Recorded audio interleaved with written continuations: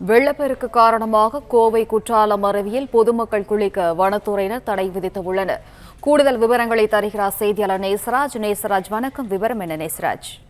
வணக்கம். கோவை போலுவாம்பட்டி வனச்சரகம் கோவை குற்றாலம் கனமழை காரணமாக ஏற்பட்ட வெள்ளப்பெருக்கினால் பொதுமக்களின் பாதுகாப்பை கருதி இன்று தற்காலிகமாக மூடப்படுகிறது என வனத்துறை அறிவித்துள்ளது. மேற்கு தொடர்ச்சி மலைப்பகுதியில் கடந்த சில நாட்களாக பெய்து வரும் தொடர் மழையின் காரணமாக கோவை குற்றாலம் அருவியில் நீர்வரத்து பெருமளவு அதிகரித்துள்ளது. இதன் காரணமாக அருவி மற்றும் அதன் சுற்று வட்டார பகுதிகளில் வெள்ளப்பெருக்கு ஏற்பட்டுள்ளது. அதே போல நாளை கோவை மாவட்டத்திற்கு ரெட் அலர்ட் விடுக்கப்பட்டுள்ளதால் பொதுமக்கள் பாதுகாப்பு மற்றும் அசம்பாவிதங்களை தவிர்க்கும் பொருட்டு வனத்துறை இந்த தற்காலிக மூடல் முடிவை எடுத்துள்ளது.